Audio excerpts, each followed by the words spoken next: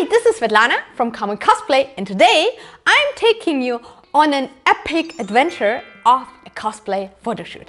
So I'm cosplaying already since 2003, and yeah, for me personally, the highlight of every project is just once the costume is done, we're going to a location that just looks straight out of the game and then bring the character to life in a really cool photo. So we already did, for example, some photos on a metal junkyard, for example, or in the German Alps, or just with a grey background in our very own photo studio at home.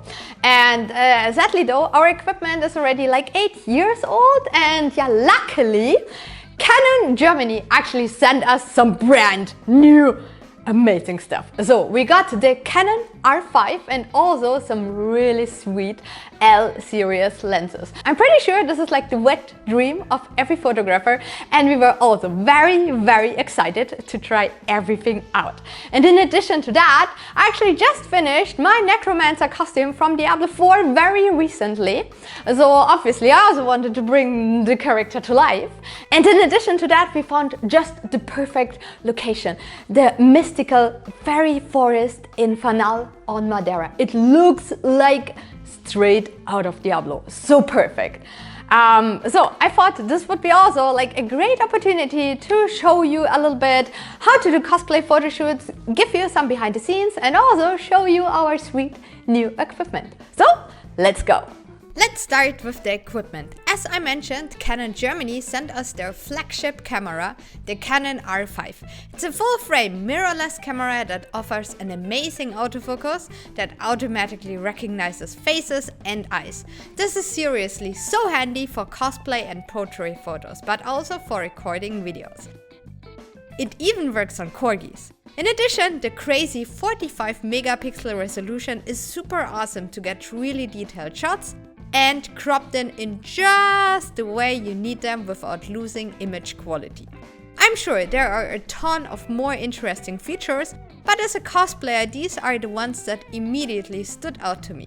We also got 3 really nice lenses. First, the 50mm f1.2.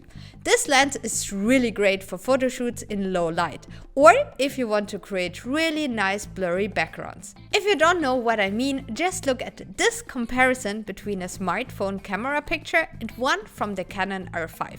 We also got the 15 to 35mm f2.8 and the 24 to 70mm f2.8.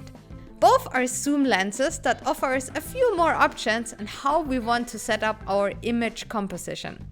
We use such lenses more for crazy wide angle perspective shots or in general to be more flexible at a location.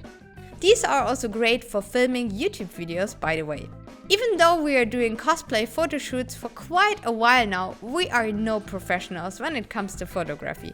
Therefore, it's really important for us to have equipment that is easy to handle, super reliable, and offers enough extra options if we ever end up needing them. The R5 provides all of that, so we are very happy. But now let's go to the Necromancer photoshoot. Benny and I spent a little over 2 weeks to finish this costume in time for the release of Diablo IV. Make sure to check out the full making of video on our channel if you missed it. Once I dressed up, we first wanted to use our indoor studio for a few pictures. Like, you never know how the weather at the outside location will be, so having a few backup photos is always a good idea. Benny set up a red and blue light, and I began striking some cool poses. Our new studio is actually a bit smaller than the old one, but having a large grey paper backdrop is all we needed.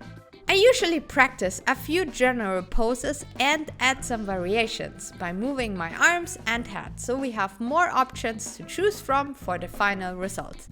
After every few shots, Benny showed me what we got so far, so I can see if I like it or give him some more feedback. While the R5 has a pretty large and bright display, my eyesight is sadly not the best, so Benny always uses an attachable extra screen for our shoots. This makes it easier to spot if everything is in focus, and I can already see a pretty good preview of my favorite pictures. We also don't use any flashlights, as I'm super impatient and want my photo shootings done very fast. But that's why it's good to work with strong and light sensitive lenses. As you can see, even though it was rather dark inside, the images turned out really crisp and were free of noise. We took quite a few pictures here, so Benny can have some more fun later editing them and adding CGI backgrounds. Once done, however, we finally packed our stuff and drove up to the proper photo location, the Fanal forest on Madeira. Just the drive up there and through the mountains was already stunning, and it's only an hour away from our house. Madeira is such a gorgeous island, and I still cannot believe I call it my home now. Once we arrived, I threw over a bathrobe and we walked a few steps into the forest. The location just fits perfectly to Diablo IV, and Zelda and Midna seem to enjoy their time there as well. But now, back to the photos. Having some trees to pose with made things much easier for me. As you can see, we are working only with natural light, but this way we are super fast and can change locations quite easily. In the forest, we were also mostly doing photos with the wonderful 50mm 1.2, as we had plenty of space to move around. Many years ago, our very first proper lens was actually a Canon 50mm 1.8, and I highly still recommend it if you have a limited budget. Benny did some good work directing me during the shoot and giving proper instructions. It's important that during a shoot, both the model and the photographer work together, because there are some things that only the person behind the camera sees and some things that only the model knows how to do. As always, Benny often showed me the photos he took and let me check if my posing was fine. We just had to be careful not to step in cow poop, as somehow there was a lot of it everywhere. Fanal forest is usually covered in a thick fog all the time, but when we arrived it was super sunny. Still, we did the best with what we had and took a lot of pictures just in case. Once home, I checked the bazillion photos we took and marked the ones I liked the most in Adobe Bridge. Afterwards, Benny opened it up in Adobe Photoshop, did some relatively simple color and contrast correction, and then painfully step by step edited the fog and atmosphere back into the image. And some more particles for a spooky atmosphere. And finally, he was done with the image. I'm pretty sure that's not how he imagined his afternoon to play out when we chose this usually misty location, but he did his best and I think the results look very convincing. Good job! So I really hope you enjoyed the video and also obviously the final photos of my necromancer costume.